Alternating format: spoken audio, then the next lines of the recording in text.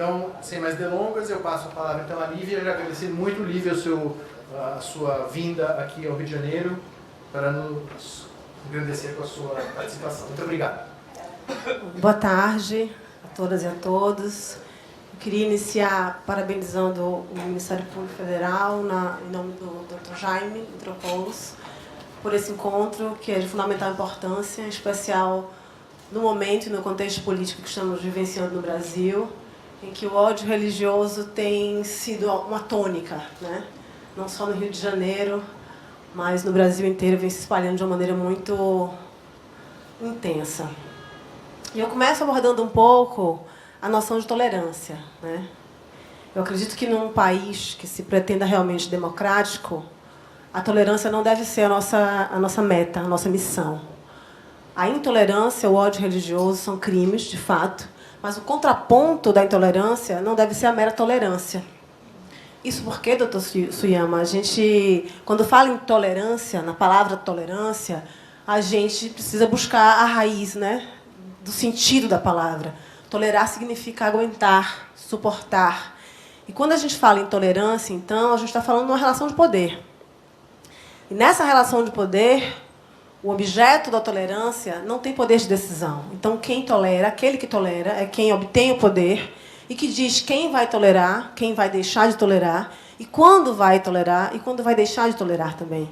Então, não é o que nos interessa a mera tolerância, mas o respeito e a alteridade, o respeito à igual liberdade de crença. Eu creio que a gente chega num momento da ciência jurídica, da ordem jurídica brasileira em especial, em que nós temos os direitos garantidos, sim. O que nós precisamos agora é qualificar esses direitos com o princípio da igualdade.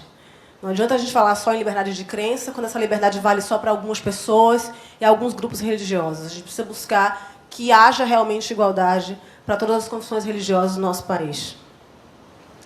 E essa frase eu trago mais como uma pergunta do que como uma afirmação. O Brasil é um Estado laico? A nossa Constituição, de fato, garante um Estado laico? A Constituição garante. Desde 1891, nós temos a Constituição que prega o princípio do Estado laico, segundo o qual nós não temos religião oficial e segundo o qual os membros do poder público não devem privilegiar nem endossar qualquer religião. Mas, na prática, nós percebemos que essa tônica, esse princípio, não vem sendo observado. O que a gente tem observado, na verdade, é a ocupação do poder público, e eu digo em todas as esferas de poder, porque nós temos visto, na verdade, um projeto mesmo de tomada de poder, que passa pelo poder executivo, pelo poder judiciário, pelo poder legislativo em especial, de determinadas confissões religiosas, e que violam de maneira muito intensa o Estado laico. Nós tivemos, de 2016 para cá, alguns atos de poderes públicos municipais, não sei se recordam, lá na Bahia posso apontar pelo menos Guanambi e Porto Seguro, nos quais os prefeitos decretam simplesmente a entrega da chave da cidade ao Altíssimo, ao Senhor Jesus Cristo, expurgando outras entidades. Ora, nós sabemos muito bem que outras entidades são essas. A gente está, de fato, falando do racismo religioso. E quando um agente do poder público, que, de fato, pode ter a sua religiosidade, não é disso que a gente está falando, cada indivíduo tem a liberdade de crença e de não crença também. Então, portanto, um membro do poder público pode exercer sua religiosidade. O que ele não pode fazer no exercício da sua função, confundir as questões e implementar, privilegiar, endossar uma religião específica. Porque quando ele faz isso, quando ele endossa uma violação tão grave do Estado laico, ele legitima o ódio religioso. E é isso que a gente tem visto no nosso país, de maneira muito mais intensa esse ano. As pessoas estão muito à vontade para relançar livros, né, que pregam o ódio a determinadas religiões afro-brasileiras, sempre são as maiores vítimas. As pessoas estão usando muito as redes sociais para manifestar o ódio, e o ódio religioso vai desde ofensas verbais a lesões corporais, invasões de templos religiosos afro-brasileiros. A gente tem o caso mais emblemático, o caso da mãe Gilda, que hoje representa o Dia Nacional de Combate à Intolerância Religiosa, pela sua luta e pelo seu fim trágico também, que decorre da intolerância religiosa no nosso país. Então, a gente usa o termo intolerância religiosa, a expressão intolerância religiosa, mas para dialogar com a legislação, tanto nacional quanto internacional, do que como uma forma de acreditar realmente que essa expressão traduz o que a gente precisa falar. A gente está falando mesmo de ódio religioso, é de terrorismo religioso no nosso país. E essa história não começa em 2019, por óbvio. Ela começa há muitos anos atrás, mesmo quando o Brasil não tinha ainda um ordenamento jurídico próprio, a gente não tinha uma Constituição, éramos regidos pelas ordenações afoncinas, manuelinas e filipinas. E já nas Filipinas, no livro V, que era o livro que trazia os crimes, a gente tinha aí alguns crimes voltados especificamente para as pessoas negras. A gente tem uma ideia equivocada de que no Brasil não tivemos lei segregacionista. Tivemos, sim. Não há necessidade de ser uma legislação como a dos Estados Unidos, da época de Jim Crow, nem há necessidade de ser uma lei, uma ordem jurídica como a da África do Sul, do Apartheid. Mas os efeitos são muito semelhantes. Então, eu não preciso dizer que são contra os negros para perseguir os negros. E esse livro V traz exatamente tipos criminais que afetam a população negra no nosso país. Eu digo que a escravização no Brasil, essa escravização colonizatória, ela não se contenta em escravizar os nossos corpos. Ela precisa também escravizar a nossa alma. E, dessa forma, ela consegue arrancar as raízes que nós temos com nossa ancestralidade, nossa memória, nossas origens. Porque é muito mais fácil você arrancar uma árvore do solo quando você já arrancou as raízes antes. E é isso que se faz no sistema escravocrata brasileiro, né? É que a gente perca realmente toda essa referência que a gente tem com a África. Então, há o crime de feitiçaria. E, vejam só, um crime previsto no livro V, e que havia a sanção de pena capital, pena de morte aos feiticeiros. Eu não preciso aqui nem dizer quem eram os feiticeiros nesse período. A Constituição Imperial de 1824, aí a gente já tem um ordenamento jurídico próprio, ela definia o catolicismo como religião oficial do Império, garantindo a liberdade de culto de outras religiões, desde que exercida em ambiente doméstico, ou seja, não havia possibilidade de exercer livremente nas ruas e sem ostentação de templos. Daí a forma como as religiões de matrizes africanas ou religiões afro-brasileiras se desenvolvem no nosso país. Num ambiente muito doméstico, tradicional, ligado à família, até mesmo pela proibição legal de ostentação de templos e de exercício público dessas religiosidades. Na sequência, a gente tem um código criminal, e a gente está mesmo falando de uma criminalização de um povo, mas também da criminalização de uma religião ou de uma matriz religiosa. E esse código, de 1830, ele criminalizava a celebração pública ou em templos de religiões que não é oficial. E isso justamente se coadunando com a Constituição de 1824. Quando eu falo em arrancar as raízes, esse decreto de 1832, ele é bem emblemático, né? Determina a conversão obrigatória de todos os escravos ao catolicismo. Então, é uma forma muito mais fácil de capturar a nossa alma, nossas vivências, se a gente é obrigado a se converter. Isso ainda em 1832. Já em 1890, no Código Criminal, no Código Penal seguinte, que é de 11 de outubro de 1890, quase 2 anos depois, 2 anos e um pouquinho depois da abolição da escravatura, ou da declaração da abolição da escravatura, como eu gosto de dizer, a gente tem esse Código Penal que dedica um capítulo inteiro a criminalizar a vadiagem e a capoeiragem. Não está associada à religião aqui, mas está associada à persecução do povo negro, né? A vadiagem, porque nessa época nós sabemos bem que após a Lei Áurea, nós tivemos primeiro uma lei omissa, com 2 artigos, que declara extinta a escravatura no Brasil, e o artigo 2º revoga as disposições em contrário. Então, nenhuma norma, nada que diga respeito ao destino das pessoas então libertas. Então, essas pessoas ainda sofrem com um processo de criminalização, como eu bem estou demonstrando aqui, com um processo de embranquecimento e de subvenção da imigração europeia. Então, os europeus tiveram sua imigração subvencionada, garantindo aí local de trabalho, né, postos de trabalho, moradia, terra, enquanto que os recém-libertos não tiveram nenhum direito. Então, se impede, nesse momento da nossa história, a criação de uma classe média negra. Então, quem são os vadios nesse contexto também são as pessoas negras. E a capoeiragem também é associada aos costumes trazidos de África. Crimes de espiritismo e curanderismo, também previstos nos artigos 157 e 158 do Código Criminal de 1890, que são práticas também relacionadas às religiões afro-brasileiras.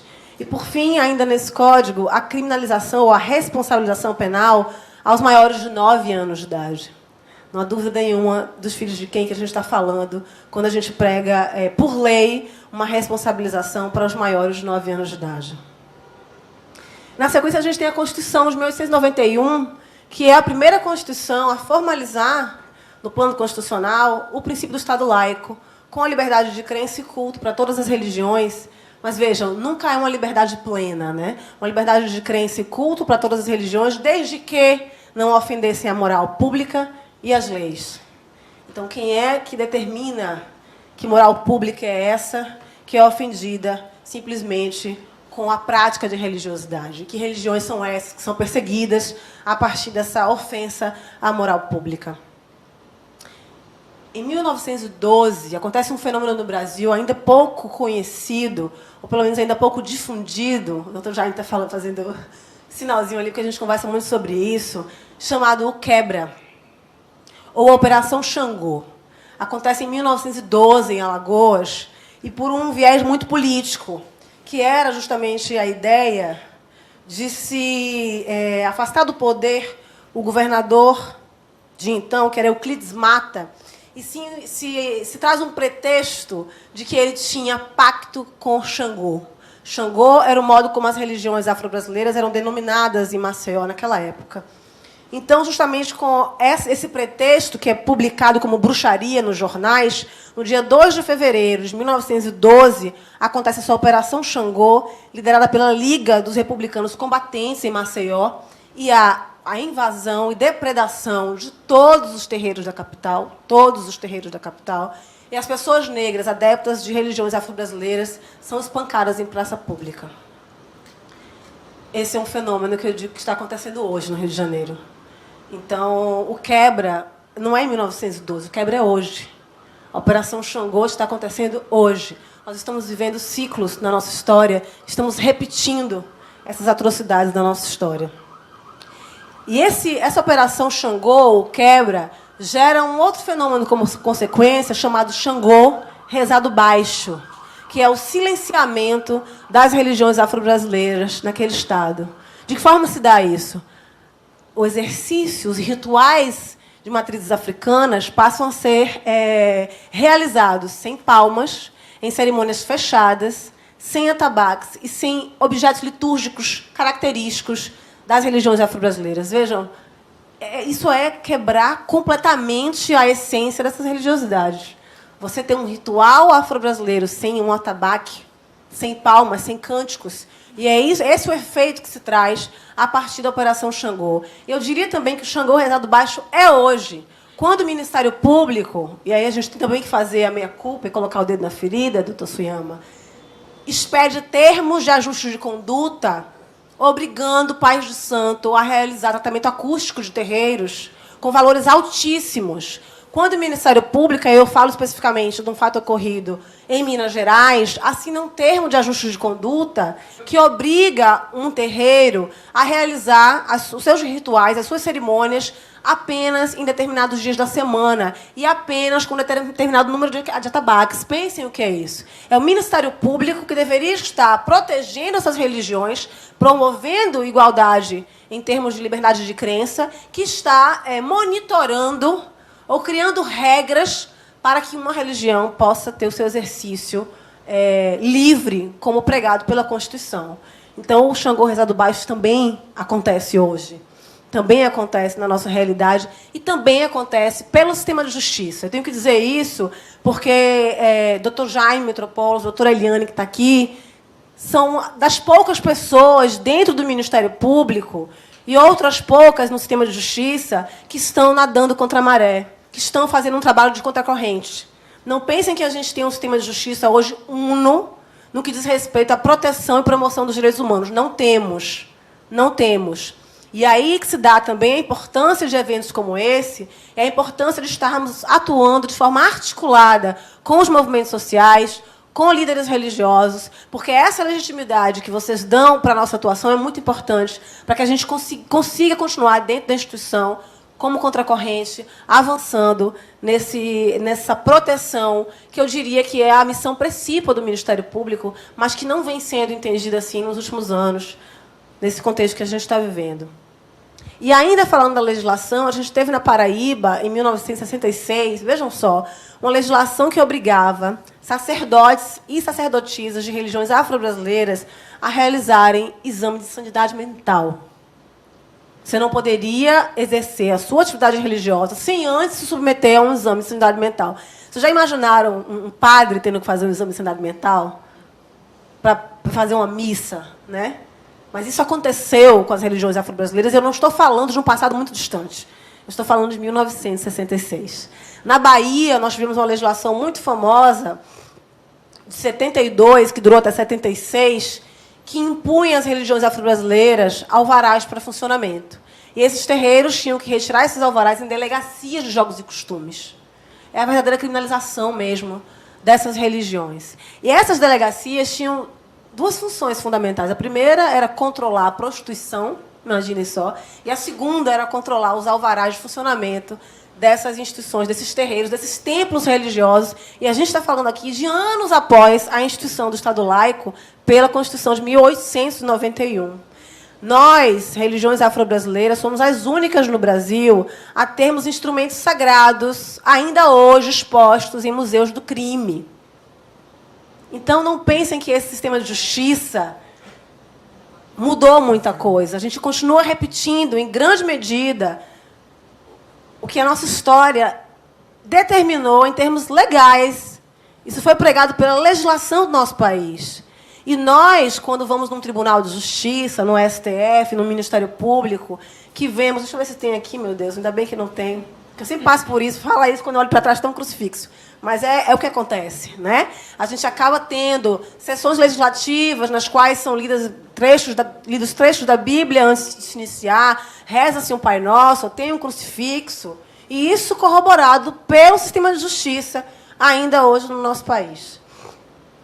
Então, de fato, muito grave quando a gente fala, ainda nos dias de hoje, de um Código Penal, que é o Código Penal de 1940, ainda vigente no nosso país, que traz o crime de charlatanismo e de curandeirismo, também práticas associadas às religiões afro-brasileiras, né? É sempre a feitiçaria, a bruxaria, o charlatão, e a gente sabe que isso nos atinge de uma maneira muito peculiar, impedindo a nossa liberdade de crença. Força para o Brasil como escravos, por meio de crenças e rituais. Bom saber sobre racismo religioso. Marina, por que você não está de uniforme hoje? Por causa da minha religião. Religião? Qual é a sua religião? Eu sou do candomblé. Ela é macumbeira? Minha mãe diz que macumba é do mal. Ei, pessoal, o que está acontecendo? Por que vocês estão agredindo a Marina? Isso é racismo religioso. Vocês não podem discriminar uma pessoa por causa de sua religião. Candomblé é uma religião? É sim. É uma das religiões de matriz africana.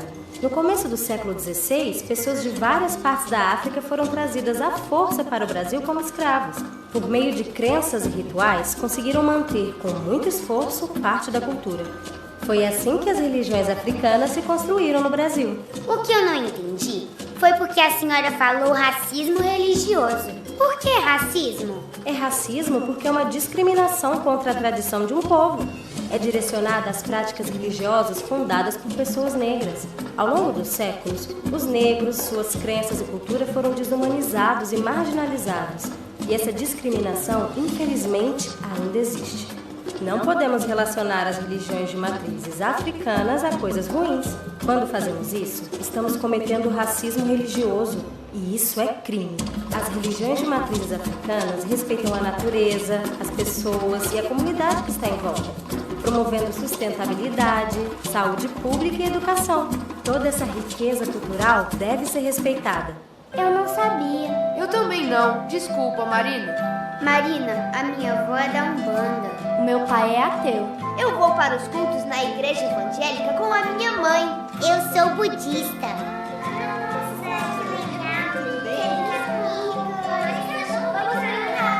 racismo religioso não pode ser tolerado. Se você foi vítima ou presenciou algo, denuncie. Diz que sim, todas as religiões devem ser respeitadas. Vamos saber. Conseguimos, enfim, né? Vejam, algumas iniciativas a gente tem adotado no Ministério Público da Bahia. Eu vou falar rapidamente de algumas delas aqui, até para pontuar o estado de coisas, né, que a gente está vivendo hoje. A gente tem uma recomendação sobre assistência religiosa nos hospitais, lá na Bahia, que teve uma repercussão muito boa, né, porque a gente sabe também que as religiões afro-brasileiras têm dificuldade de acessar os hospitais para prestar assistência religiosa. Essa mesma assistência religiosa é um direito da pessoa que está em situação de carceramento. Mas nós sabemos da dificuldade dos sacerdotes e sacerdotisas de religião matriz africana de acessarem o sistema penitenciário para prestar assistência religiosa. É até um risco à vida. E aí o que acontece? Sobra o espaço unicamente para determinadas religiosidades que têm, em nome de Deus, pregado que essas organizações criminosas, muitas vezes, ao saírem dos presídios, façam o que estão fazendo hoje, o quebra que está sendo feito atualmente no Rio de Janeiro, que, inclusive, recentemente, com notícias, doutora Eliane, de proibição nas favelas de que as pessoas usem branco, imaginem só, por associar as religiões afro-brasileiras. Então, a gente está vivendo realmente um período de terror, de terrorismo religioso no nosso país. E, na sequência, a gente tem uma nota técnica também para os promotores de justiça na Bahia, para tentar evitar esse tipo de ajuste de conduta que tem sido feito em outros ministérios públicos, com terreiros, impondo condições para o exercício livre da religiosidade. Eu estou dizendo isso porque muitas pessoas e muitas confissões religiosas, para pregar o ódio religioso, têm utilizado como pretexto o exercício de direitos.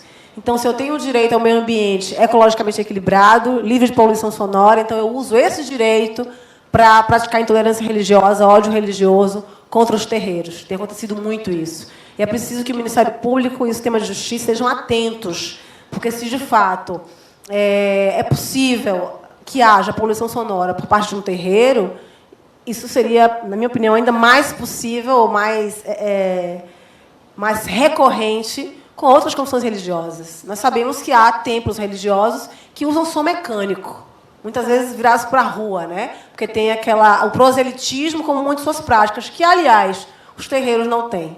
Vocês não vão encontrar ninguém. Hoje eu fui para a Praça do Carioca, não? Como é que é o nome ali? Largo da Carioca, justamente. Tive que passar por ali e eu fui abordada por umas 10 pessoas. Posso orar por você? Eu disse, não, obrigada. Mas até chegar ao fim do Largo da Carioca, foi realmente uma luta, e educadamente dizendo que não precisava orar por mim, mas esse tipo de proselitismo não é praticado pelas religiões afro-brasileiras. Então, creio que outras religiosidades utilizem som mecânico e poluição sonora de uma maneira muito mais intensa, então é preciso atenção para essa questão. Para pontuar alguns casos aqui, né? A gente teve um caso de poluição sonora em Iturama, Minas Gerais. Na ocasião, a polícia militar invadiu o terreiro durante a celebração religiosa, o que também é crime previsto no Código Penal e é abuso de autoridade. A gente precisa se informar dessas coisas para saber como agir. E, na ocasião, os filhos de santo filmaram a invasão do terreiro pela polícia militar. Inclusive, atabaques foram apreendidos. Olha só, a gente está repetindo mesmo a história. E deu tempo, eu fiquei sabendo logo, o professor Edio Silva fez contato comigo também, de a gente fazer contato com a doutora Cláudia Espanja, que é promotora de justiça em Minas, coordena o CAUDH de lá, para que ela contatasse o colega do interior de Turama, para a gente conseguir que fosse feita a liberação dos atabaques e a extinção do processo contra o pai de santo, antes mesmo de chegar a ter uma audiência preliminar. E foi o que foi feito. O Ministério Público opinou pelo arquivamento, o juiz, na sequência, arquivou o processo. Abate religioso, a gente teve a decisão do STF muito importante, mas antes desse caso, nós tivemos um caso emblemático em Sergipe, que no terreiro de Manquida. Agentes da Secretaria de Meio Ambiente de lá, municipal, invadiram com policiais o terreiro, apreenderam animais, sob o argumento de maus tratos e tortura a animais no terreiro. E isso gerou uma repercussão muito importante. A Promotoria de Justiça de lá, doutor Fausto Valois, entrou com ação criminal contra a agente da Secretaria, mas também entrou com ação de dano moral coletivo, que está em curso ainda, que é muito importante também que o Ministério Público tenha ações como essa, né? Entrou contra o poder público municipal com a ação de dano moral coletivo. Essa decisão do STF sobre ensino religioso vocês devem conhecer já, que, para mim, falou de manhã, ótimo, para mim é uma violação do Estado laico. Nós sabemos que tipo de religiosidade que terá acesso a essas escolas. Vejam só, se um vídeo como esse que eu passei aqui vai ser permitido numa escola que tenha uma única confissão religiosa, que não será certamente uma confissão religiosa de matriz africana, né? Que, por sinal, são confissões religiosas de importância histórica para o nosso país. Então, se a gente tivesse um ensino religioso capaz realmente de informar as pessoas em termos antropológicos, sociais, culturais, sobre as religiões, isso era perfeito, mas a gente não tem esse tipo de ensino religioso. Então, eu prefiro até que nem tenha ensino religioso nenhum, do que tenha esse tipo de ensino religioso focado e direcionado para privilegiar determinadas confissões religiosas. E, por fim, uma lei muito importante, pouco conhecida ainda porque é recente, que é a Lei 13.796, de 2019, que é uma lei que altera a LDB. Muito importante essa lei. Altera a LDB para fixar prestações alternativas à aplicação de provas e à frequência a aulas realizadas em dias de guarda religiosa. Tenho certeza que, em 2019, essa lei não foi aprovada pensando nas religiões de matriz africana. Tenho certeza disso, mas serve a nós também. Então, há a possibilidade de fazer prestações alternativas em épocas de obrigação religiosa. É só fazer um requerimento prévio ao período de afastamento por obrigação religiosa para conseguir se valer dessa Lei 13.796, que altera a LDB e que traz esse direito. Então, é importante que as pessoas de religião afro-brasileira, os membros do sistema de justiça e os líderes religiosos tenham conhecimento dessa legislação para que ela seja aplicada também a nós. E, por fim, porque eu quero ouvir também as colegas e vocês, deixar aqui a imagem de Mãe Gilda. Eu acho que as mulheres sacerdotisas de religiões afro-brasileiras no nosso país são a verdadeira imagem, o verdadeiro símbolo da resistência e resiliência do nosso povo nesse país. Né? Nós não teríamos, talvez, resistido e chegado onde chegamos se não fosse por essas mulheres, se não fosse por esse matriarcado que as religiões de matriz africana representam. Muito obrigada.